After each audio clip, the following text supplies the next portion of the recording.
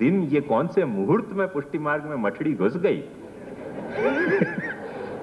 दिल्ली में एक दिन में गयो ने, एक बहन ने मुख कही हो, बहुत मजेदार, કે મૌન ધર્યું છે સિદ્ધાંતો શીખવવા, મછડી ધરી છે મનોરથીને રીઝવવા। તો આમાં મૌન એટલે પેલું મછડી કઠોર ન થઈ જાય, ઓછી પોચી રહે, એ મૌન ધર્યું છે। मैं ध्वस्त हो गया, मैंने कहा क्या बोलूं, मैंने कहा हाँ ये ज मौन धर्યું છે। बोले ओहो, आप न समझाओ तो आ जीवों ने कौन समझावे। अब શું કરું ભાઈ, બારીલા છે। मैंने तो ये गीत लिख्यो, मौन धर्યું છે सिद्धांतो શીખવવા, मछली धरी છે मनोरथी ने रिझववा। पर वो भाव जाती रही, भावना जैसी, प्रभु मूरत तिम देखी तैसी। तो वाने मोसू पूछ्यो कि मौन એટલે પેલી મછલી કડક ન થઈ જાય અને ઠાકોરજીને સુવાળી સુવાળી લાગે, એ જ મૌન ને? મેં કીધું એ જ મૌન। ઓહો, આ તો આપ સમજાવો તો અમને સમજ આવે। મેં કીધું અરે ભાઈ, આટલી વાત તો કોઈ રસોઈયા ભીતરિયાએ સમજાવી શકતા, આમાં ગુસાઈની શું જરૂરત છે ભૂતલી પુરુષોત્તમની? આમાં કઈ ભૂતલી પુરુષોત્તમની જરૂરત નથી। પણ વૈષ્ણવ भी पाछे कम गिलिंडर नहीं है, महागिलिंडर है। ऐसे ऐसे मौन धर्યું છે सिद्धांत सिखवाने के अर्थ काढ़े। ध्वस्त हो जाए आदमी एकदम, कहाँ या को कैसे समझानो, क्या कहनो। यतो वाचो निवर्तनते अप्राप्य मनसा स। कभी कभी ऐसी स्थिति आ जाए तो ये बात समझे, या में रस नहीं प्रकट हो है, या में वो मछली वाला रस प्रकट हो जाए, वो रस नहीं प्रकट हो है। ये एक जेन्युइन डिफिकल्टी है या कंसेप्ट की। पर जहाँ में अपने को संयोग और वियोग को जो चक्र है वो चल रहे है, सेवा को अवसर और अनवसर को जो चक्र चल रहे है, वहां में यदि स्थिति अपनी रसात्मिका मनस्थिति भई तो अपने को निश्चित समझ में आ सके है कि ये महाप्रभु जी अपने ठाकुर जी सु जो संयोग हो रहे है, वाको मिलतो भयो अपनो आनंद महाप्रभु जी है। अपने ठाकुर जी सु जो अपनो वियोग हो रहे है सेवा के अनवसर में, कथा में जो अपनो महाप्रभु ठाकुर जी को जो अपने को विप्रयोग को आनंद हो रहे है, यच्च दुखम यशोदाया नंदा दीनांच गोकुले गोपिकानंद यद दुखम तद दुखम स्यान मम क्वचित। वो विप्रयोग रस को जो अपने को आनंद मिल रहे है, वो आनंद भी अपनो महाप्रभु जी है। क्योंकि सेवायाम वा कथायाम वा, ये बात महाप्रभु जी ने समझाई। तो अपन बिछुड़ रहे हैं, वो ब्रह्म संबंध में जो अपने को वियोग जगायो है, वो कौन ने जगायो? ठाकुर जी ने महाप्रभु जी को कही कि तुम ब्रह्म संबंध हो, ब्रह्म संबंध करणात् सर्वेशान देह जीवयो। और वो महाप्रभु जी ने श्रावण श्यामले पक्षे एकादश्याम महानिशि साक्षात भगवता प्रोक्तम तदक्षरश उच्चते करके वो वियोग को मैसेज अपन को महाप्रभु जी ने दियो है। सो महाप्रभु जी अपनो परमानंद है। ये बात अपने को तब समझ में आएगी कि जब अपन सेवा करते होंगे, जब सेवा को तो सेवा को अवसर आएगो, और जब सेवा को अवसर होएगो तो सेवा को अनवसर होएगो, और सेवा को अनवसर होएगो तो सेवा में कुछ वियोग होएगो, और जब सेवा में कुछ वियोग होएगो तब वो कथा या स्मरण, श्रवण कीर्तन या स्मरण में यच्च दुखम यशोदाया नंदा दीनांच गोकुले करके रस को जो संयोग और विप्रयोगात्मक जो द्विदलात्मक रस है, वहां को उत्तर दल को अनुभव अपने को तब होएगो, तब अपनी मनस्थिति जो है वो रस एकदम रसार्द्र हो जाएगी, रसार्द्र रसपूर्ण हो जाएगी। वो स्थिति जब होएगी तब अपने को समझ में आएगा कि अपना महाप्रभु जी कैसे परमानंद है। भगवान को जो अपने को विप्रयोग अनुभव हो रहा है, वो अपने भीतर होती भाई विप्रयोग की जो अनुभूति है वो साक्षात महाप्रभु जी को ही स्वरूप है। महाप्रभु जी अपने हृदय में विराजो तो अपने को प्रभु को विप्रयोग होएगो, महाप्रभु जी अपने हृदय में विराजो तो अपने को प्रभु की सेवा में आनंद को अनुभव होएगो। आनंदः परमानंदः श्री कृष्णास्यम। यह अर्थ में वल्लभ जी कह रहे हैं कि महाप्रभु जी के 3 मूल नाम हैं कि आनंद ये महाप्रभु जी को मूल नाम है, क्योंकि महाप्रभु जी ने अपने को ये बताया कि कृष्ण सेवा सदा कार्या मानसी सा परामता। तो ये कृष्ण सेवा करने से अपनो संयोग होएगो प्रभु के साथ, सर्वदा सर्वभावे न भजनीयो व्रजाधिप। ये संयोग की बात महाप्रभु जी ने अपने को समझाई है।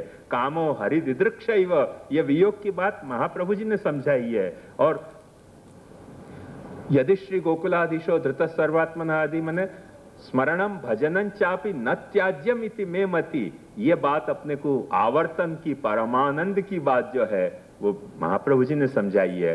करके अपनो ठाकुर जी को जो अपने को आनंद अनुभव हो रहा है वो महाप्रभु जी है। अपनो आनंद एक समझो के नाम और रूप है और वापस तत्व महाप्रभु जी है। अपनो वियोग ठाकुर जी से जो अपन अनुभव कर रहे हैं वो अपनो ठाकुर जी से सेवा के अनवसर में अपने को होती वियोग की अनुभूति एक नाम और रूप है, पर वहां को तत्व श्री महाप्रभु जी है। जैसे एयरिंग या बीटी या कान की बूटी या ऐसा कंठी सोना की, वो सब तो नाम रूप हैं, पर तत्व वहां को सोना हुए है। ऐसे तत्व वो महाप्रभु जी है, आनंद परमानंद। और अपने को जो सेवा को वियोग या संयोग को सुख या दुख हो रहे है रसात्मक, वो जो है वो महाप्रभु जी को ही एक नाम रूप को विस्तार है। मतलब महाप्रभु जी अपने हृदय में आके विराज गयो है। हृदय में विराजे महाप्रभु जी तो ये अनुभव हो सके। हृदय में महाप्रभु जी विराजे नहीं, अपने सानिध्य मात्र दत्त श्री कृष्ण प्रेमा, जो सानिध्य मात्र सुकृष्ण को प्रेम प्रदान करे है, वह को अपने को सन्निधि नहीं है। अपन सन्निधि कहीं खो चुके हैं, करके अपने को सेवा में सुख नहीं है, करके अपने को सेवा में के अनवसर में दुख नहीं है, करके अपनी सेवा में अपने को प्रभु के संयोगानुभूति नहीं हो रही है। अब जब सेवा में प्रभु की संयोगानुभूति नहीं हो रही है तो सेवा के अनवसर में वियोगानुभूति कहां से होगी? रसस्य द्विदलत्वात्। ये मूल बात ध्यान में रखो तो आगे की सारी बात समझ में आएंगी कि संयोगानंद रूपः इत्यर्थ। और एक बात ध्यान से समझो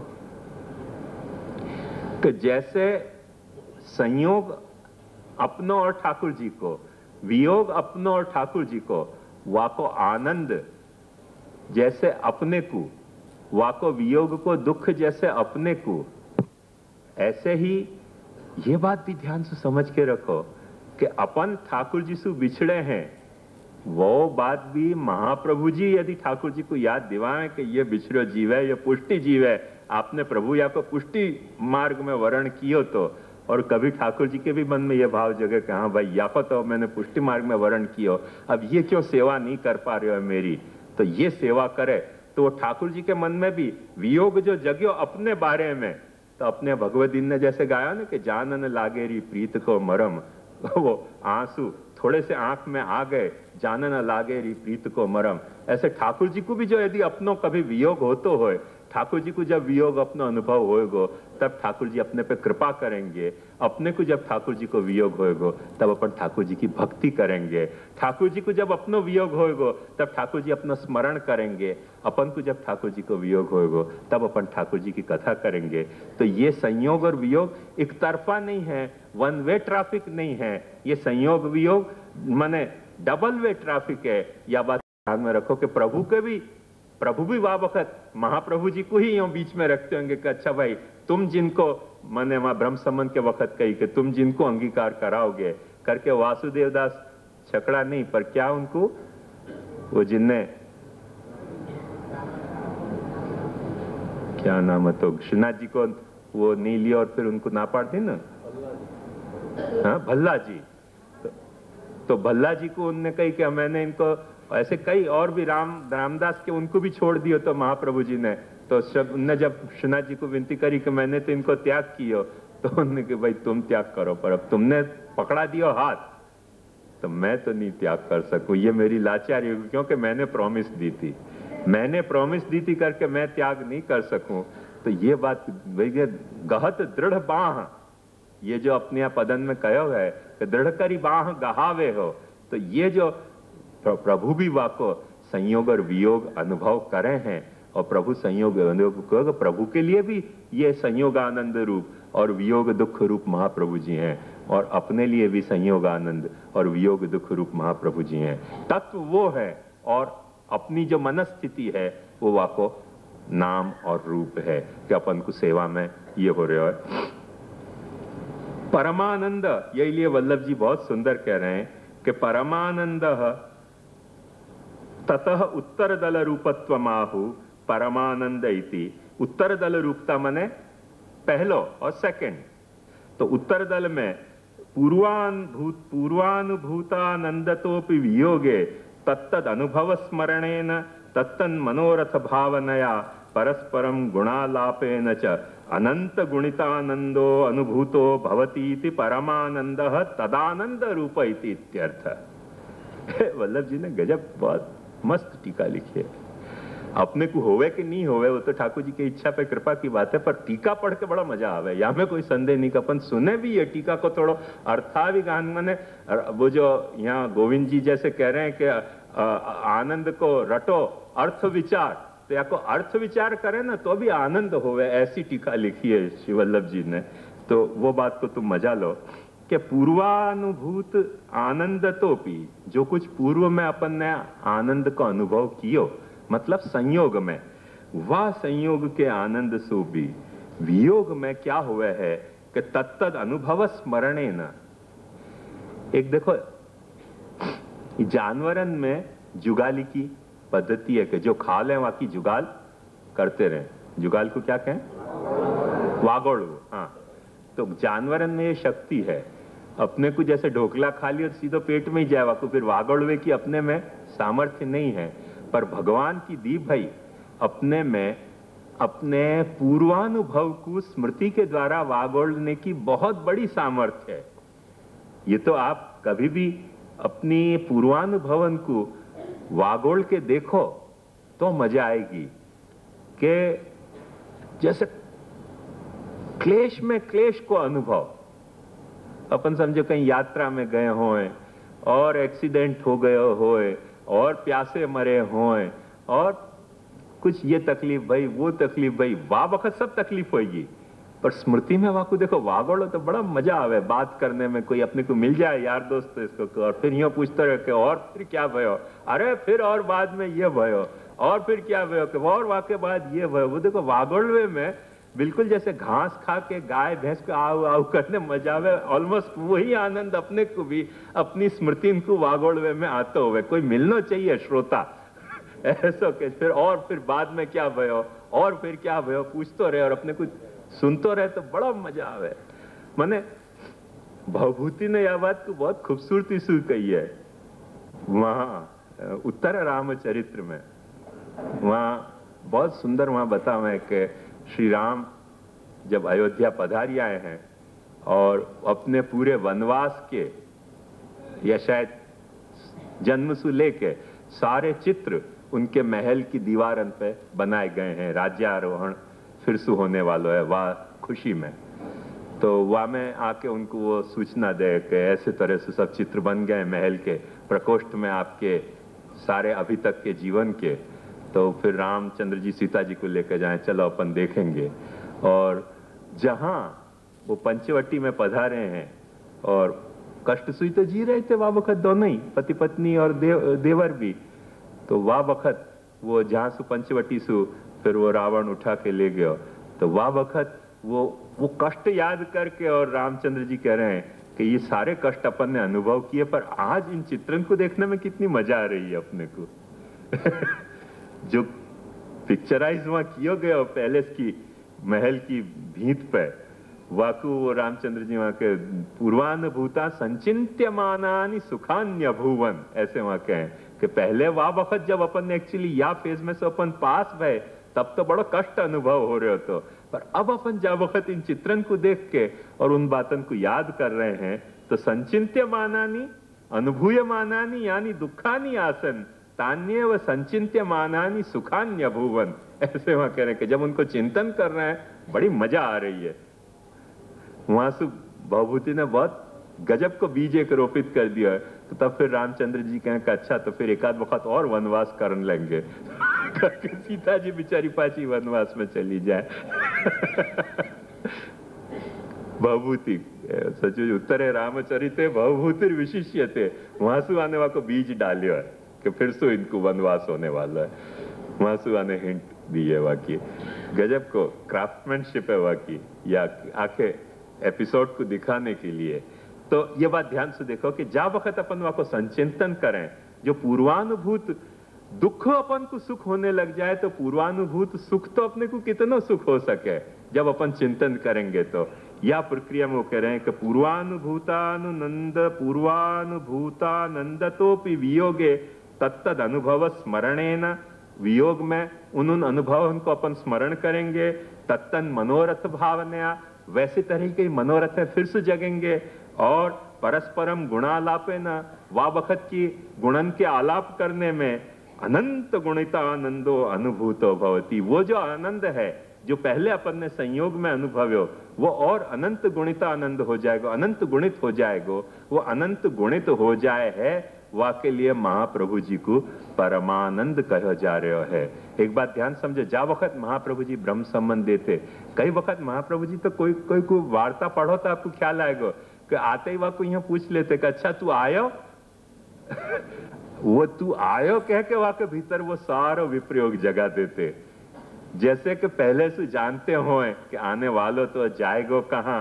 और वाकु आखी स्मृति, जैसे अपन आजकल कंप्यूटर में मेमोरी प्लांट करी जाए, ऐसे तरह से वहां में मेमोरी आखी प्लांट कर देते थे महाप्रभु जी कि वाकु सारी अपनी स्मृति याद आ जाए। और याद आकर स्मृति काय के लिए याद आवे कि जासु वो प्रभु के साथ अपना वियोग को अनुभव कर सके, और प्रभु के साथ अपने वियोग को अनुभव करे तो संचिंत्य मानानि सुखान्य भुवन, वो सुख अनुभव करे, तब सेवा में जो की ललक होगी, तब सेवा में जो की तत्परता होगी, वो प्रभु को भी सुख देने वाली हो जाएगी। क्योंकि ये तप्यो है, वेद में बहुत अच्छा कहो है, अतप्त तनु न तदामोष्णुते, जो तपे नहीं है वहां में स्वाद आवे नहीं है। कोई भी चीज, जैसे बाटी को खूब तपा लो, पापड़ को खूब तपा लो, रोटी को खूब तपा लो, ढोकला भी मको लगे शायद पानी में तपते होंगे पर तपते तो हो ही है, तो उनको भी तपा लो तब वहां में कोई स्वाद आवे, वाके बिना कैसे स्वाद आ सके। सो अतप्त तनु न तदामुष्णुते, जाने तप्त जो तप्त तनु नहीं है वाकु वहां में वो स्वाद नहीं आ सके है। तो अपने यहाँ वो ताप भाव अपने भीतर जगायो है, जाकु श्री हरिराय जी निरंतर शिक्षा पत्र में उद्बोधन करते रहे हैं। सो वो परमानंद श्री महाप्रभु जी हैं। परमश्च असौ आनंदश्च परमानंदो लोकवेद प्रसिद्धम भगवत आलंबन विभाव रूपम यत् तदनुभव रहितो विरह सामयिको केवल स्थायी भावात्मको अनुभवो लोकवेदा प्रसिद्ध विरहानंद दशायाम एव भगवत साक्षात्कार। क्या कह रहे हैं कि परमानंद को एक अर्थ पॉसिबली ये भी हो सके कि परमश्च असौ आनंद परमानंद, परमः मतलब लोकवेद प्रसिद्ध जो भगवान को आलंबन विभाव रूप स्वरूप है, मतलब अपने आंख के बाहर जो विराजित तो स्वरूप है ठाकुर जी को, वो वैसे टेक्निकली अपना पर्सनल हो सके है, पर टेक्निकली पर्सनल होते भय भी थोड़ो वहां में ऐसो भी कैरेक्टर रहो भयो है कि वो अपनो होते भय भी दूसरों भी वहां को दर्शन तो कर सके ना। अब यदि दर्शन नहीं कर सकते हो तो मेरे यहां मुझको ये तकलीफ क्यों भुगतनी पड़ती कि अननेसेसरी आके कोई मुझको टोक जाए कि ये ठाकुर जी या ठाकुर जी के साथ कैसे विराज गया तुम्हारे, ऐसे कैसे, ऐसे कोई टोक ही नहीं सकते। तो मेरो पर्सनल होते भाई भी मने कुछ पोजीशन के वाइज मेरो पर्सनल होते भाई भी भाव के वाइज इतना मेरो पर्सनल नहीं है, तो करके उनको दर्शन भाई ना कि मेरे दो ठाकुर साथ विराज रहे हैं। तो समझो कि भाव के रूप में ठाकुर जी मेरो पर्सनल होवे, वो दिन कहा कि मियाँ के पैर में जूती, वो एक कथा अलग है, पर भाव के तरह से या तरह से ठाकुर जी पर्सनल होवे तो मेरे सिवाय वह ठाकुर को दर्शन कौन कर सके? कोई भी नहीं कर सके, कोई भी नहीं कर सके। वो आ भी जाए तो उनको शून्य मिलेगा, कुछ मिलेगा ही नहीं। तो वो जो पर्सनल वह का जो स्वरूप है, वो स्वरूप जो है वो तो भावात्मक है, केवल भावात्मक, और जो आपको दूसरों भी कोई दर्शन कर सके है वो स्वरूप तो आलंबन विभावात्मक है। तो आलंबन विभावात्मक स्वरूप के भीतर कुछ या तरीके के लिमिटेशन है कि दूसरों वाकु दर्शन कर सके, वाकई मैं सेवा कर रहे हूं करके दूसरों दर्शन कर सके। पर जो मेरो स्थायी भावात्मक स्वरूप है, केवल भावात्मक स्वरूप है, वो तो मेरे अलावा कोई को दर्शन दे ही नहीं सकेगो। करके वाह स्वरूप से जो मैं आनंद ले सकूं हूं वो वाह स्वरूप से नहीं ले पाऊंगो। करके वा स्वरूप से जो मुझको आनंद मिला है वो आनंद है, और या स्वरूप से जो आनंद है वो परमानंद है, क्योंकि यहां में कोई भूतली पुरुषोत्तम बाधा नहीं पहुंचा सके। एक ऐसा भी अर्थ वल्लभ जी सजेस्ट कर रहे हैं कि वो भावात्मक। अब यहां में देखो, ऐसे मत करियो कि या के लिए परमानंद है तो अब आनंद स्वरूपन की सेवा छोड़ो, बस अब तो बैठ के भाव बैठ के करते रहो, तो वो सिस्टम तुमने तोड़ दी। क्यों? याद करो फिर सु कि हर आनंद में एक परमानंद छुप्यो भयो है, हर आनंद में एक परमानंद विराजनो चाहिए, और हर परमानंद में एक आनंद विराजेगो। वो साइकिल चलती रही तब तो ये बात निभेगी, और कहीं अपन ने या साइकिल को तोड़ी तो महाप्रभु जी के 107 के बजाय 108 के बजाय 107 ही नाम रह जाएंगे। तो अष्टोत्तर शत नाम की गोसाई जी की प्रतिज्ञा ही खोटी हो जाएगी। ये साइकिल तोड़ने के लिए बात नहीं कही जा रही है, पर वह बात को मजा लेने के लिए, जैसे संयोग के बाद वियोग, वियोग के बाद संयोग, वाकई एक साइकिल चलनी चाहिए। जैसे बीज के बाद फल और फल के बाद बीज, हर बीज के अवस्था में एक बात ध्यान से समझो, जा बखत भी बीज की अवस्था है, वह बखत फल के स्वाद को अपने को वियोग है कि नहीं? कभी आम की गुटली को चाप के देखो, मिलेगा आम का स्वाद? कभी चीकू के बीज को खा के देखो, काले काले जो निकले हैं, चीकू का स्वाद आएगा? नहीं आएगा। ऐसे हर बीज में फल को जो है वो वियोग है, और हर फल में बीज को पूरा पूरा संयोग अनुभव हो रहा है। तो बीज और फल को या तरह से चक्र चलियो तो आपको फल भी मिलेगा। और कहीं आपने फलवादी होके बीज को खंडन कियो या बीजवादी होके फल को खंडन कियो, तो बात ध्यान से समझ लो कि न बीज में रह जाएगो और न फल रह जाएगो, मुद्दई तो इश्करा नालायकी हो जाएगो। फिर आप न फल के लायक रह गए न बीज के लायक रह गए। हर बीज भाव ही फलित होने वाला है, और हर फल भाव ही जो है वो बीज भाव के रूप में अपने हृदय में आरोपित होने वाला है। वाको चक्र चलना चाहिए, या तरह से हर आनंद और परमानंद को चक्र चलना चाहिए। या में जो है वो वियोग की प्रशंसा करी जा रही है, चक्र को तोड़ने के लिए नहीं। जो चक्र को तोड़ने के अर्थ में वियोग की प्रशंसा कर रहे हैं वो महाप्रभु जी को स्वरूप समझ नहीं पा रहे हैं, वो महाप्रभु जी को स्वरूप खंडित कर रहे हैं। मोहम्मद गजनवी ने जैसे सोमनाथ को खंडित कियो, एग्जैक्ट वाह ढंग से वो महाप्रभु जी के स्वरूप को खंडित करने वाले लोग हैं, जो या चक्र को तोड़ के और महाप्रभु जी को वियोगात्मक मान रहे हैं। वो वियोगात्मक नहीं है, वियोगात्मक भी हैं। वो संयोगात्मक नहीं है, वो संयोगात्मक भी हैं। कुल मिला के संयोग और वियोग को चलतो भयो जो एक दिव्य चक्र है, वो चक्र के स्वरूप श्री महाप्रभु जी हैं करके वल्लभ जी कह रहे हैं कि ये आनंद परमानंद श्री कृष्णास्यम, ऐसे महाप्रभु जी के 3 स्वरूप के मूलभूत नाम हैं। बाकी आने वाले जो जितने नाम हैं वो लीला में प्रकट होने वाले नाम हैं। या के बात को अपन विषय थोड़ी देर बाद विराम करके और फिर करेंगे। आज मैं प्रश्नोत्तर नहीं करने वाला हूं, क्योंकि सब लोग कह रहे हैं कि या गति से चलियो तो 108 नाम को 108 वर्ष तक सर्वोत्तम स्तोत्र को प्रवचन चलेगा। तो अब भाई क्या करूं? अब आपको तो मैं आज ही पूरा कर दूं सब सर्वोत्तम, और को तो कुछ चलते रहे। तब मैं तो कहीं पहुंचने के लिए तो सर्वोत्तम स्तोत्र करूं नहीं, मैं तो सर्वोत्तम या लिए कर रही हूं कि अपन यहाँ को मजा लें। पहुंचना कहाँ है? जब अपन आनंद में घूम रहे हैं, जब अपन परमानंद में घूम रहे हैं, तो पहुंचना क्यों चाहिए और कहाँ पहुंचना चाहिए? आनंद में नहीं घूमते होते तो कहीं पहुंचने की जरूरत होती। पर तो भी थोड़ो जितो आगे बढ़े जा सके उतनो बढ़वे के अभिप्राय से थोड़ो विराम अपन अभी यहाँ कर रहे हैं। ये बहुत करके हमारे चापासनी के घर के पूर्वज हैं।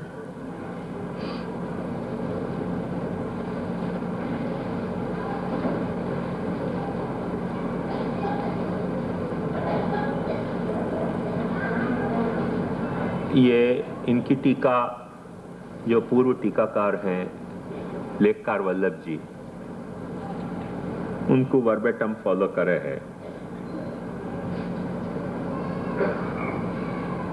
सिवाय एक थोड़े से या अर्थ की छाया के भेद के कि परमानंद को अर्थ करते वक्त वो कहें कि परह माने भगवान, मां माने जो अंदर अनुभूत हो तो होए। अंदर जो अनुभूत हो रहा है वो भगवान को अंदर अनुभूत हो तो भयो भगवान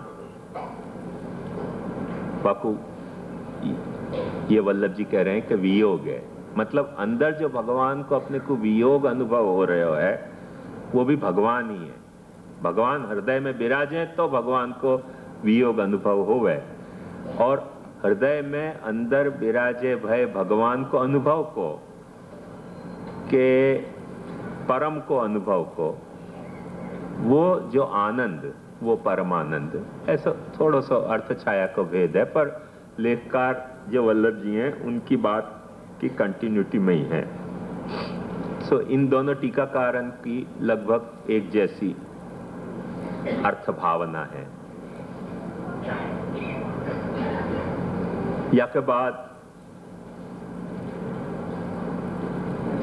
थोड़ा सो आज प्रश्नोत्तर नहीं करके तो कुछ एक मौलिक पाछे ये अर्थ में नहीं के कल्पना की फितूर में मौलिक, पर को अपन फंडामेंटल के ऐसे कोई पहलू पे आपको ध्यान दिलाना मैं जरूरी समझ रहे हूं। और वो पहलू वो पक्ष वाको ये है कि इन दोनों वल्लभ जी के हिसाब से आनंद और परमानंद प्रभु को संयोग या वियोग की अनुभूति, और ये प्रभु के संयोग या वियोग की अनुभूति अपने को होनी, वाको तत्व आचार्य चरण है, और रूप जो अपन अनुभव कर रहे हैं वो। सो ये संयोग और वियोग की अनुभूति अपन ठाकुर जी की सेवा और कथा में, क्योंकि जहां भजनी को प्रश्न आ रहे है वो बात ध्यान से समझियो कि वो लीला का प्रश्न है। वो चार्ट देख लोगे तो समझ में आ जाएगी। जहां भजन को प्रश्न है वहां अपनो प्रश्न है, जहां भजनी को प्रश्न है वहां लीला को प्रश्न है। तो लीला जैसे ब्रजभक्तन के साथ प्रभु ने करी, लीला 84 वैष्णव 252 के साथ भी कई वक्त भई है। हर 84 252 के साथ नहीं भई है लीला, कई 84 252 वैष्णव के साथ लीलात्मक रूप से भी प्रभु जुड़े हैं और लीलात्मक रूप से बिछुड़े हैं। तो संयोग वियोग वा तरह से भी भयो है। कई 84 252 वैष्णवन में सु ऐसा भी भयो है कि लीलात्मक नहीं पर भजनात्मक रूप से वो प्रभु से जुड़े हैं, और वह भजन के अंतर्गत उनको प्रभु के संयोग और वियोग की अनुभूति भई। ये दोनों संभावनाएं हैं। और फिर घड़ी घड़ी भी मैं रिपीट करने मुझको कोई संकोच नहीं है या विषय को कि हर लीला में एक सेवा कथा है, हर सेवा कथा में कोई न कोई लीला है ही। वो प्रकट कब होवे वो एक अलग कथा है, पर हर लीला में कोई सेवा कथा प्रकट नहीं है तो छुपी भई है, छुपी भई है तो कभी प्रकट हो जाएगी। ऐसे हर सेवा कथा में एक लीला है, वो प्रकट है तो प्रकट है, नहीं प्रकट है तो छुपी भई है, पर है तो छुपी भी भई है तो कभी न कभी प्रकट हो जाएगी। बीज बोयो भयो रे अपनो समय पाही तरुवर फल रे कतसी चहु नीर। बीज कुछ अपनो टाइम ले ही है उगने में, विद्यापति कहे हैं। तो वो जो भी कुछ टाइम बीज को लेना हो वो लेके और वो फिर सेवा कथा अपनी लीलात्मक हो जाए है, या लीला कथा को जो भी लीला को जो भी कोई टाइम लेना हो सेवा कथा के रूप में खिलने के लिए, वो उतना टाइम वो लेगी ही लीला कथा। समय पाही तरुवर फल रे कतसी चहु नीर। तो ये ब्रजदासी जी ने जैसे कही ना कि भाव बीज बोयो हृदय हरि मिलवे के हेत आशा जल सिंचत रहो, वही कोई एक दूसरा पहलू विद्यापति बता रहे हैं कि समय पाही तरुवर फल रे कतसी चहु नीर। तो ये बात ध्यान से समझो तो वो होएगो। यह में जो बहुत आवश्यक और जाको नहीं समझने के कारण कॉलोसॉल माने लॉस अपने को हो सके है, वो एक पहलू पे मैं ध्यान दिलाना चाहूंगा। वो ये है कि सेवा कथात्मक जो भजन महाप्रभु जी ने अपने को बताया है, वो आप अच्छी तरह से जानो हो कि एक धर्म के रूप में है। जैसे लीला जो है धर्म के दो अर्थों में है। धर्म को एक अर्थ तो ये कि जैसे अपन मनुष्य हैं और अपने में मनुष्यता है, अपन पुरुष हैं तो अपने में पुरुषत्व है, कोई स्त्री है तो वह में स्त्रीत्व है, कोई बालक है तो वह में बालकत्व है। तो एक धर्म को ये भी अर्थ हुए है, जो अपनो कैरेक्टर है, जो अपनो कैरेक्टरिस्टिक है, वो भी धर्म को अर्थ हुए है। एक दूसरो धर्म को अर्थ हुआ है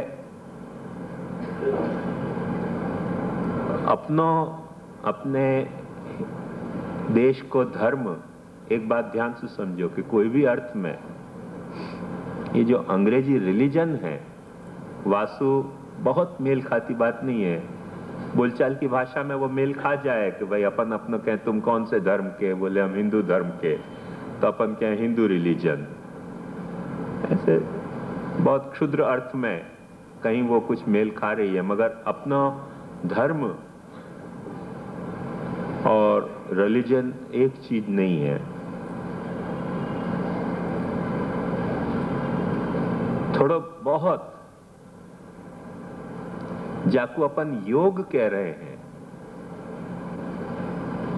जा चीज को अपने यहाँ योग कही जाए। आज तो योग के बहुत सारे अर्थ हो गए पाछे। 5 स्टार होटल्स में भी योग के कोई क्लासेस चले हैं, कोई कुछ कंडक्ट कर रहे हैं योग के सब कोर्स और एक्सरसाइज। तो योग की भी कोई स्काई इज द लिमिट ऐसे है। पर जो अपने यहाँ योग को अपने यहाँ पारिभाषिक करते हैं, वो पतंजलि वाला योग नहीं पाछो योगस चित्तवृत्ति निरोधा, पर जो अपनो पौराणिक शास्त्रीय योग को जो अर्थ है, वो योग को जो अर्थ है कि अपने प्रयत्न सु परमात्मा सु जुड़ने को जो इच्छा अपनी इच्छा के साथ परमात्मा से जुड़ने के जो प्रयत्न, वाको नाम योग। ये योग शब्द कमोबेश रिलीजन के शब्द के साथ काफी मेल खातो शब्द है, क्योंकि रिलीजन को मतलब हुआ री लेगार, लेगार यानी जुड़नो, री फिर सु। तो वो योग को मतलब वही है कि अपनी इच्छा से परमात्मा के साथ कोई तरह से जुड़नो, वो योग है। वो काफी पास जातो शब्द है रिलीजन के। पर जो अपने यहाँ को धर्म शब्द है और जाके पर्याय तरीके आज रिलीजन शब्द वपरा रहे हो, वो रिलीजन के और धर्म के बहुत दूर को कुछ संबंध हो तो है, बाकी ऐसा कोई खास संबंध है नहीं। सो धर्म को एक वो अर्थ अपने यहाँ है, और वो धर्म जो अपन कह रहे हैं वाकी बड़ी स्पष्ट परिभाषा अपने यहाँ बताई है। धारणा धर्म इत्याहु, धर्म धारयति प्रजा। जो धारण करे है, जो तुमको धारण करे है, जो आपको तुमको धारण करना है। माने वाकु यदि तुमने छोड़ दियो तो तुम डगमगा जाओगे, तुमने यदि वाकु छोड़ दियो तो वो डगमगा जाएगा। ये लगभग कैसी स्थिति है? वो जैसे नंदोत्सव हो गए और अपन फुदड़ी फरे ना, गुजराती में फुदड़ी कहे ना, तो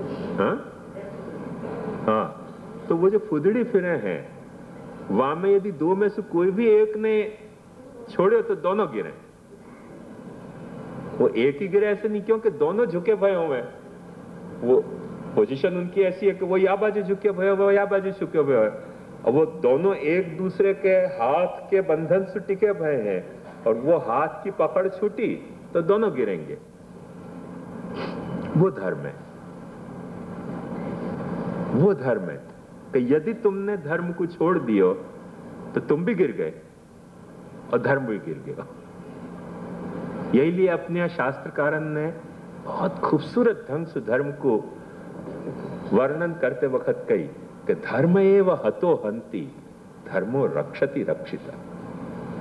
धर्म जा वक्त तुम खत्म करोगे तो तुमको खत्म करने के लिए अधर्म को आने की जरूरत नहीं है, धर्म ही खत्म कर देगा तुमको। क्योंकि जो धर्म खत्म हो रहे है वो तुमको खत्म कर देगा, जो धर्म तुमको खत्म कर रहे हो वो तुम धर्म को खत्म कर दोगे। धर्म एव हतो हंति धर्मो रक्षति रक्षिता। धर्म जो है वो आपको तुम रक्षा करो, धर्म तुम्हारी रक्षा कर लेगो। ये जो धारण है, परस्पर धारण, वो धर्म है। ये बात बिल्कुल साफ सुथरे तौर पे समझ जाओ। कभी हमें कोई तकलीफ हो समझने में तो कल जाके 108 माला फेर लो कि धर्म एव हतो हंति धर्मो रक्षति रक्षिता, धर्म एव हतो हंति। माने ये बात साफ उतनी हो जानी चाहिए, माला फेरी भाई जितनी, कि धर्म अपन ने छोड़ो तो अपन ऐसे सोचे कि अपन टिक जाएंगे, अपन नहीं टिक जाएंगे, अपन खत्म हो जाएंगे और धर्म भी खत्म हो जाएगा। ये तो अन्योन्याश्रित बात है। करके शास्त्र ने धर्म की परिभाषा धारणात् धर्म ऐसे करी, धर्मो धारयति प्रजा और धारणात् धर्म इत्याहु। धारण कियो तो धर्म है। अब अपन क्या कि अपन पुष्टि मार्गी हैं और धारण नहीं करते हो पुष्टि मार्गी धर्म, तो एक बात समझो कि पुष्टि मार्गी तुम नहीं हो और कोई हो सके है। तुम नहीं हो, तुम शायद वैष्णव के पुत्र हो पर तुम वैष्णव नहीं हो। वैष्णव के पुत्र होनो एक अलग कथा है, वैष्णव होनो एक अलग कथा है। हमारे संस्कृत में यही लिए पंडित पुत्र को मतलब हुआ मूर्ख। क्यों? क्योंकि खुद पंडित हो तो आपको पंडित को बेटा कहने की क्यों जरूरत पड़ती? तो जो खुद मूर्ख है वाकु ऐसे कह जाए कि पंडित के पुत्र। अपन को सब बड़ी सभा में कोई को कहना ना कि भाई ये पंडित जी के बेटा है, समझ जाने को कि क्या है। क्योंकि खुद पंडित जी होते तो खुद ही पंडित होते, पंडित जी के बेटा होने की क्या जरूरत होती? तो ये बात समझिए, जैसे पंडित पुत्र ऐसे वैष्णव पुत्र को मतलब साफ समझ लो। वैष्णव पुत्र को मतलब क्या कि वैष्णव नहीं है, या को बाप वैष्णव हतो, याने वैष्णवता छोड़ दी तो वैष्णवता ने या को छोड़ दियो। आई ना बात समझ में? धारणा धर्म इत्याहु धर्मो धारयति प्रजा। सो धर्म की परिभाषा अपने यहां धारण सु करी गई है। जो धर्म को धारण नहीं करे है वह को धर्म धारण नहीं करे है।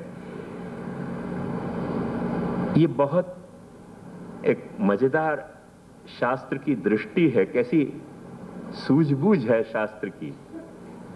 वहां पे आप देखोगे तो आपको ख्याल आएगा कि शास्त्र में धर्म को या के लिए ही बैल मान्यो गया है। बैल क्यों? क्योंकि बैल जो है वो जुआ को धारण करे। जुआ ये जुगार नहीं हो, वो गाड़ी को जो जुआ हुआ है ना धुर, वो धुर को धारण करे है, करके बैल को धर्म कहो गया। धर्म जो है वो बैल जैसा है, वो धारण करे करके वो धुरीण कहो जाए। ये अक्सर आपने शब्द सुने होगा धुरंधर, ये या विषय के बड़े धुरंधर हैं, मतलब बैल है। गाली के अर्थ में नहीं गाली के अर्थ में समझो, गाली के अर्थ में नहीं कह रहे हो, प्रशंसा के अर्थ में कि भाई धर्म के धुरंधर है। मतलब क्या कि धर्म की धुर को ये धारण किए हुए हैं। ये कला के धुरंधर हैं, तो मतलब क्या कि कला की जो धुरा है, वो जो बैलगाड़ी को वो जो बैल पे रखा जाए वो धारण ये कर रहे हैं। धुर को एक मतलब वो पहिया की बीच की जो कीली होवे जहां पे पहिया घूमे हैं वो भी होवे, तो वह को धुरा भी कहे हैं, धुर भी कहे हैं, तो कई तरह से है वह को। पर मुख्य जापे लोड रखो जाए वह का नाम लोड जो वहन करे वो वृषभ या के लिए बैल को धर्म कहोगे, क्योंकि ये कई सारे लोड को झीले है अपने। ये बात ध्यान से समझो, गंभीरता से, लाइटली मत लीजिए। यहां में एक मजाकिया पहलू और है, वो भले आपको लाइट लो या लिए मैं आपको सुना रहा हूं कि बैल में कुछ ऐसे हुए कि जो गाड़ी में धुर को वहन कर पावे ऐसे, और जो गाड़ी में धुर को वहन नहीं करें उनको सांड कहो जाए। मैं भूल तो नहीं हूं शायद, तो गुजराती में गोधा कहो जाए। गोधा वही होवे कि और कोई है? अच्छा, कुछ और होता होगा। गोधा कुछ और बदला होगी, तो समझ लो कि एक सांड होवे है जो बैलगाड़ी में जुड़े नहीं, वो सिर्फ चरे पर आंख लो। अच्छा, गोधा कौन को कहे? है ना नाम? अरे ये कहाँ कच्छ को नाम है? ओहो हो। हाँ, मैंने सुनिया ऐसा, मुझको याद है कि गोधा के है। एक वक्त 15-20 साल पहले या 30 साल पहले एक वक्त छापा में आयो तो आ तो गोसाइयों के गोधा। वासु मुझको याद रह गया कि अपन कुछ वही है। छापा में एक आर्टिकल आयो तो क्या तो गोसाइयों के गोधा। तो मैं समझे भाई अपन ही होंगे। सोहम अस्मि ब्रह्मा अहम अस्मि ब्रह्मा। वासु मुझको याद रहे तो मैंने सोचो गुजराती छापा ने गुसाई के ऑल्टरनेटिव तरीके गोधा दियो है, तो शायद अपन ही होंगे ऐसा मुझको लगे। वासु कह रहे हो तो देखो बराबर है। बहुत 15-20 साल पहले एक आर्टिकल छपो था क्या गुसाइयों के गोधा है ना? गोधा मैंने, हाँ तब ठीक है। वैसे मेरी मेमोरी कमजोर है पर कभी कभी ठिकाने पे जाके लगे।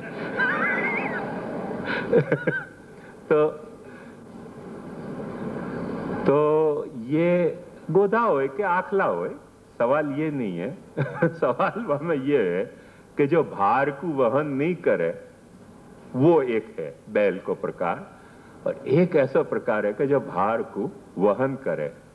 तो वहां में वो जो सांड या गोधा या आखला जो है वो धर्म नहीं है हो।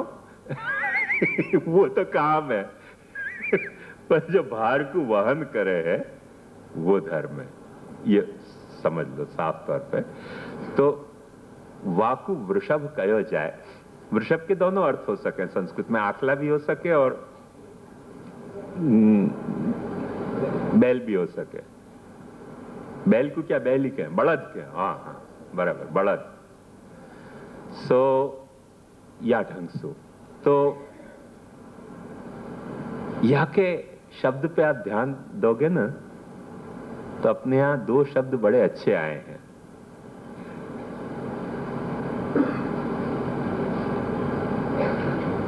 जैसे आप लोगों ने सुने भय होंगे शब्द कि कोई पति मर जाए तो औरत को विधवा कहा जाए।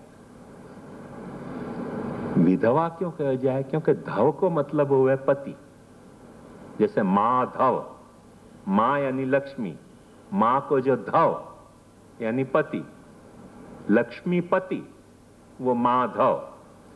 विधवा जाको धव नहीं होए वो विधवा, और जाकी पत्नी नहीं होए वाको विधुर कहा जाए कि वह के पूरा धुरा नहीं है, वो आखला हो गया शायद।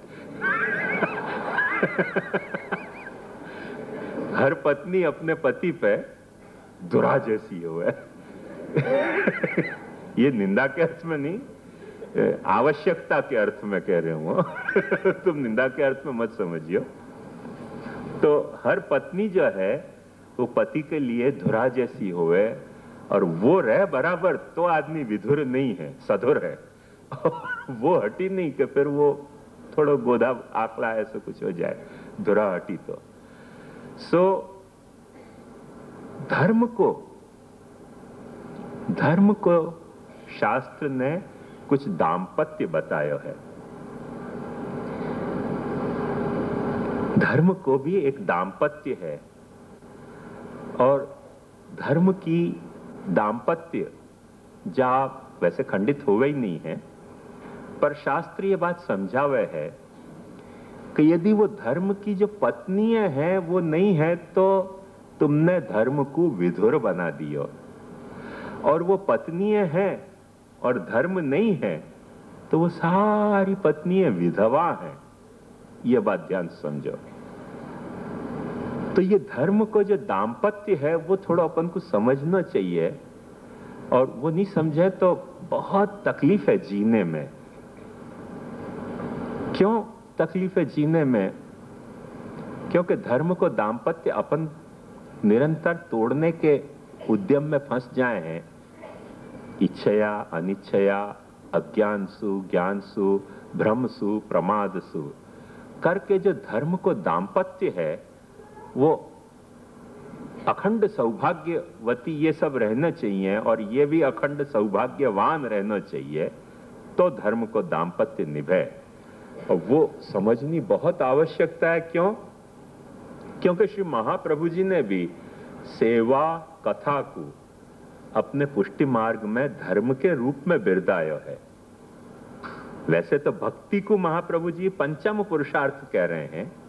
या की खूबसूरती समझो, ध्यान से क्या है कि भक्ति जो है वो धर्म नहीं है। भक्ति तो पंचम पुरुषार्थ है। धर्म, अर्थ, काम, मोक्ष से ऊपर कोई एक पुरुषार्थ है। पर वह पुरुषार्थ को हासिल करने के लिए जो अपने यहां धर्म है वो धर्म है अपने यहां सेवा कथा करके। भक्तिवर्धनी आप देखोगे तो आपको पता चलेगा कि यथा भक्ति प्रवृद्धा स्यात् तथोपायो निरूप्यते, बीज भावे दृढ़ेतु स्यात् त्यागात् श्रवण कीर्तनात्, बीज दार्ढ्य प्रकारस्तु ग्रहे स्थित्वा स्वधर्मत अव्यावृत्तो भजेत कृष्णम पूजया श्रवणादि भी। तो ये सब व्यावृत्तोपि हरौ चित्तम श्रवणादौ न्यसेत सदा, वाक्य बात कह रहे हैं। तथा प्रेम तथा शक्तिर व्यसनंचत यदा भवेत्। तो जो भक्ति है जाको अपन महात्म्य ज्ञान पूर्वक सुदृढ़ सर्वतोधिक स्नेह कह रहे हैं, वो जो है वो तो अपने यहां पंचम पुरुषार्थ है। बहुत सूक्ष्म बात मैं आपको समझा रही हूं, अन्य मनस कहोगे तो नहीं समझ आएगी। पर जाको अपन सेवा कथा कह रहे हैं, वो सेवा कथा अपने को धर्म और काम पुरुषार्थ के तहत लेनी है। सेवा जो है वो अपने को धर्म पुरुषार्थ के तहत लेनी है। सर्वदा सर्वभावेन भजनीयो व्रजाधिप स्वस्य अयमेव धर्मः नान्य क्वापि कदाचनम। और जो कथा अपने को लेनी है वो या ढंग से लेनी है, जैसे पुष्टि मार्गे हरेर दास्यम धर्मः अर्थ हरिरेवहि कामो हरि दिदृक्षैव। हरि को दर्शन की लालसा जगे और वह जगी लालसा में जा वक्त अपन कथा कर रहे हैं वो धर्मात्मक कथा है। और जा वक्त अपने हृदय में भक्ति पैदा हो गई भगवत सेवा और भगवत कथा करते करते, वह वक्त ये सेवा कथा भी पंचम पुरुषार्थ बन जाएंगी। पर अपने प्रारंभ की अवस्था में ये अपनो पुष्टि मार्गी होने की कैपेसिटी में अपनो धर्म और काम पुरुषार्थ है। यह बात को ध्यान से समझो, तब सारी पंक्तियां लगेंगी, नहीं तो गड़बड़ा जाएंगी बात। तो सेवा और कथा अपने पुष्टि मार्ग को, यही के लिए महाप्रभु जी ने वहां जाके फिर समाप्त करते वक्त ये बात कही कि ऐसो स्मरणम भजनम चापी न त्याज्यम इति मे मति। तो न त्याज्यम जो ये बात आप आज्ञा कर रहे हैं वो भी बतौर धर्म के कह रहे हैं। और वो बतौर धर्म के कह रहे हैं करके महाप्रभु जी भक्तिवर्धनी में भी ये क्या बात कह रहे हैं कि सेवायाम वा कथायाम वा यस्या शक्तिर दृढ़ा भवेत यावत जीवम तस्य नाशो न क्वापीति मतिर्मम।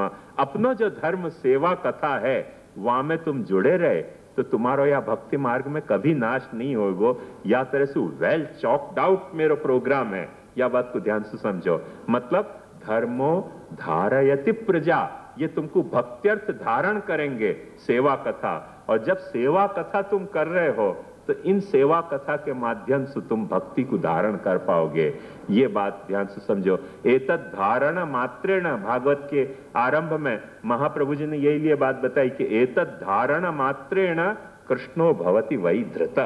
यदि तुम यह धारण कर रहे हो भागवत कथा को अपने हृदय में, तो तुम ये बात निश्चित समझो कि तुमने कृष्ण को अपने हृदय में धारण कर लियो। एतत् धारण मात्रेण कृष्णो भवति वै धृत। यह अर्थ में नहीं कि पुस्तक को अपन लटका के फिरें, ऐसे ढोए ढोए पेंडुलम की तरह लटकती हो, वह तरह से नहीं। और वो जो भागवत की कथाएं हैं वो अपने हृदय में यदि धारण कर ली अपन ने, महाप्रभु जी कह रहे हैं कि कृष्ण तुमने धारण कर लियो, माने यदि श्री गोकुलाधीशो धृत सर्वात्मना हृदय ततः किम परम ब्रूहि लौकिकई वैदिकई रपि।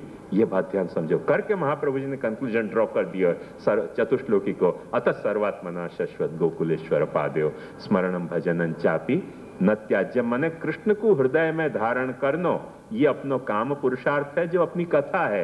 एतद धारण मात्रेण कृष्णो भवति वै धृत, ये काम पुरुषार्थ है अपनो। और सर्वदा सर्वभावे न भजनीय व्रजाधिप, ये अपनो धर्म पुरुषार्थ है। अब ये जो धर्म पुरुषार्थ है अपनो, और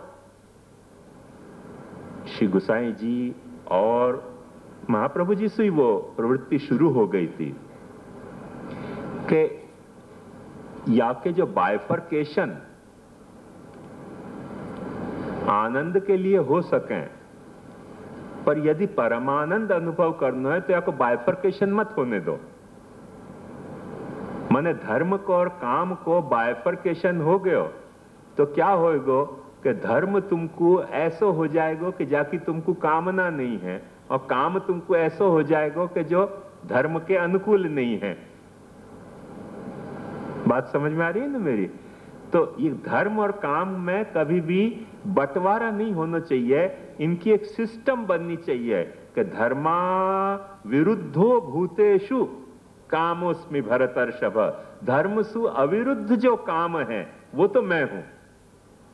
यदि श्री गोकुलाधीशो धृत सर्वात्मना हृदय ततः किम परम ब्रूहि लौकिकई वैदिकई रपि। तो ये धर्म अविरुद्ध काम, कैसा काम? अपने यहाँ की पुष्टि मार्ग की टर्मिनोलॉजी में अपने को सोचना हो तो कैसी कथा कि जो सेवा अविरुद्ध कथा है। सेवा अविरुद्ध कथा जो है वो गीता सु सैंक्टिफाइड है। धर्मा विरुद्धो भूतेषु कामोस्मि भरतर्षभ। ये धर्म अविरुद्ध काम है। जो सेवा विरोधी कथा है वो तो सेवा और माने धर्म और काम में कुछ तरह का बाइफर्केशन हो गया, और जैसे ही बाइफर्केशन हो गया तो वह स्थिति में क्या हुआ कि धर्म जो है वो अपने को चाहिए नहीं है, और काम जो है वो धर्म के अनुकूल नहीं है। या तरीके की एकदम कैओटिक स्थिति पैदा हो जाएगी। वो कैओस नहीं, इनमें एक कॉस्मोस बनना चाहिए। धर्म और काम के बीच में एक परफेक्ट कॉस्मोस बनना चाहिए। वो कॉस्मोस कब बनेगा कि कामानुकूल धर्म और धर्मानुकूल काम, या तरह से दोनों ताना बाना की तरह जब वक्त बुन जाए एक दूसरे से, तो वो जो आखो मोक्ष रूपी पट है वो तुम्हारो तैयार हो जाएगा कि अतः सर्वात्मना शश्वत गोकुलेश्वर पादयो स्मरणम भजनन चापी न त्याज्यमिति मेमति। बाबा ही नहीं ख्याल में। तो ये एक आखो महाप्रभु जी को एक विजुअलाइजेशन है अपन कौन से तरह के को जीवन या पुष्टि मार्ग में जिए, वह बारे में कुछ महाप्रभु जी ने ख्वाब देखे हैं। उन ख्वाबन को अपन झूठे पाड़ रहे हैं, वो अपनी कथा है। पर महाप्रभु जी ने अपने बारे में क्या ख्वाब देखे थे, और वो ख्वाब टूटे नहीं। वाके लिए जो वार्निंग महाप्रभु जी ने अपने को दी थी, यदा बहिर्मुखायुयम भविष्यत कथंचन तदा काल प्रवाहस्ता देह चित्तादयोप्युत सर्वथा भक्षयिष्यन्ति इति मतिर्मम न लौकिक प्रभु कृष्णो मनुते नैव लौकिकम। ये सब जो वार्निंग दी थी वो सब स्टैंड कर रही हैं। वो सब प्रिकॉशन काय बात के हैं कि ये धर्म और काम को बाइफर्केशन न हो जाए, दोनों मिलके एक सिस्टम बनावे अपन को, या को एक धर्म को जीने की करके। अपने यहाँ सेवा करते वक्त कीर्तन गाने की प्रणाली क्यों इंट्रोड्यूस करी? क्योंकि सेवा को कथा सु बुन ली गई। जो कथा सेवा करते वक्त अपन कीर्तन करे हैं, वह को मुख्य उद्देश्य यह है कि सेवा कथा आपस में ऐसे तरह से बुना जाए, ताना बाना की तरह, कि कथा सेवा से अलग नहीं रह गई, सेवा कथा से अलग नहीं रह गई। अब व्या तरह से आपने परमानंद अनुभव कर लिया है संयोग को, तो फिर आप वियोग को और भी कुछ परमानंद अनुभव करना है तो करते रहो वक्त, क्योंकि संयोग हो गया तो फिर वियोग आनंद से हो सकेगा। संयोग नहीं भयो तो वियोग कहां से होएगो? तो ये बात आखिर एक सिस्टम है, महाप्रभु जी की एक दृष्टि है, कुछ अपने सु माने पुष्टि मार्गी जीवन सु महाप्रभु जी की अपेक्षा है। और वह अपेक्षा के तहत जब महाप्रभु जी सर्वदा सर्वभावे न भजनीय व्रजाधिप स्वस्यायमेव धर्मो ही कह रहे हैं, तो सारी बात अपने को धर्म के रूप में सोचनी पड़ेगी कि यदि ये अपना धर्म है तो धर्म क्या चीज है वो अपने को समझना पड़ेगा। धर्म कैसे विधुर हो जाए है, किन बातन के बिना धर्म विधुर हो जाए है, उन बातन को सोचना पड़ेगा। भागवत ने या के लिए बहुत सुंदर धर्म की पत्नी को निरूपण किया है कि धर्म की 13 पत्नी है, जिन पत्नी के नहीं होने पे धर्म जो है वो आखला बन जाए, गोधा बन जाए, और वो पत्नी हो तो वाके ऊपर भार पड़े रहे अच्छी तरह से, और वो धर्म जो है वो वृषभ हो जाए है और अपने भार को ढोने वालों हो जाए है। वो अपने भार को ढोएगो तो अपन वाके भार को ढो सकेंगे, अपन वाके भार को ढोएंगे तो धारणा धर्म इत्याहु धर्म धारयते प्रजा। ये अपनों और वाको जो एनकाउंटर है वो बराबर चलते रहेगो, इंटरेक्शन बराबर चलते रहेगो, और ये जो कहीं टूट गयो तो सब लफड़ा हो जाए है। और मैं चाहूं कि आप में से जो भी व्यक्ति कागज पेन लेके आए हैं, मैं बहुत धीरे धीरे बोलूंगा, आप सब लोग लिखो। क्यों कि मैं आपको एक सावधानी के तौर पे बताना चाहूं कि जैसे डॉक्टर के यहां कोई हॉस्पिटल में अपन पेशेंट एडमिट करें तो क्या हुआ हॉस्पिटल में, वह को इनटेक कितना है, वह को आउटपुट कितना है, वह की पल्स रेट क्या है, वह की प्रेशर क्या है, वह को टेम्परेचर क्या है, वह को जो है वो नींद कैसी है, ये सारी बातें चेकअप करी जाएं। ये चेकअप करने में हार्ट बीट कैसी है, ये सारी बात चेकअप करी जाए। तो ये सारी बात चेकअप करने में हर जगह यदि स्वस्थता है तो वह को डिस्चार्ज कर दिया जाए कि आप हर फंक्शन या को स्वस्थ हो गयो।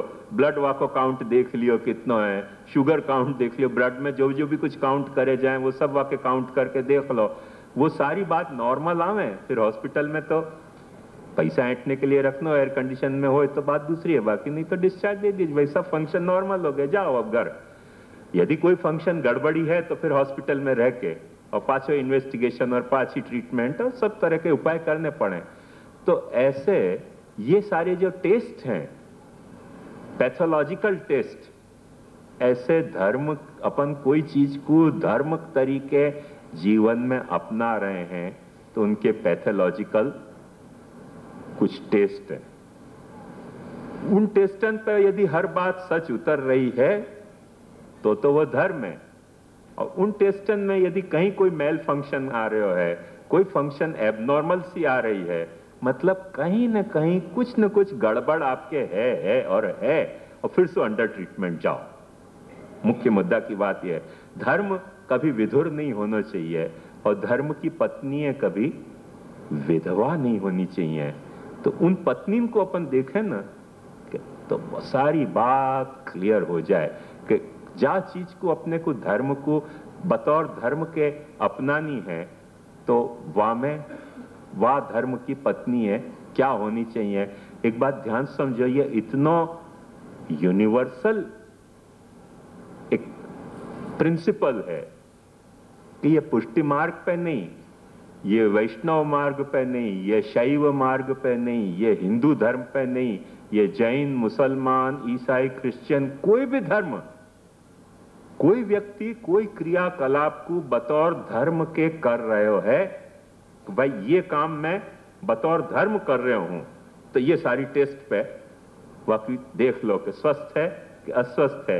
यदि ये टेस्ट में कहीं ना कहीं कुछ मेल फंक्शनिंग आ रही है, मतलब कोई न कोई गड़बड़ है, या तो धर्म में या धर्मानुष्ठान करने वाले में, दोनों को एक दूसरे को धारण करने में कहीं न कहीं कुछ लफड़ा हो रहा है। मैं जैसे कलकत्ता एक वक्त गयो तो एक बात बताऊं, तो वहां मैंने ये देखो, वहां कलकत्ता में बैल नहीं पर मनुष्य जो है वो बैल के तरह रिक्शा ढोए।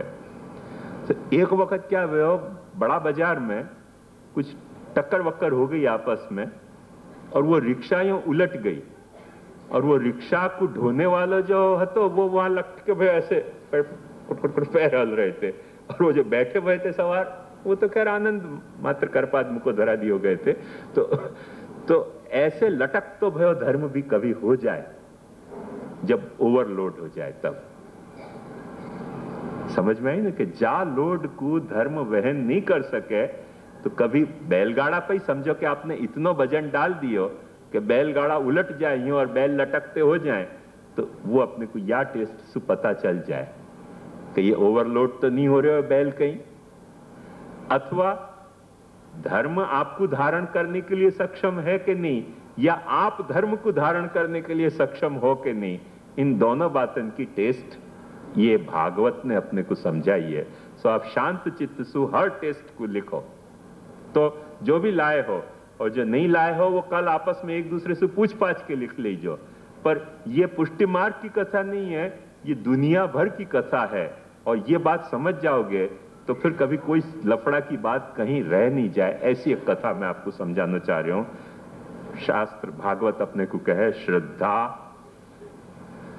श्रद्धा, मैत्री, दया, शांति, तुष्टि, पुष्टि, क्रिया और उन्नति। श्रद्धा, मैत्री, दया, शांति, तुष्टि, पुष्टि, क्रिया, उन्नति, बुद्धि, मेधा, तितिक्षा, ह्री, मूर्ति, धर्मस्य पत्नयः। फिर से मैं आपको बताऊं, श्रद्धा, मैत्री, दया, शांति, तुष्टि, पुष्टि, क्रिया, उन्नति, बुद्धि,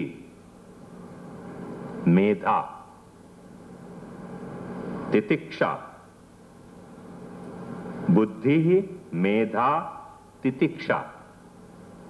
री, ह में र और वा में ई, री। अपन श्री लिखें कि नहीं, श्री नहीं लिख के ह में र और ई, री। और मूर्ति,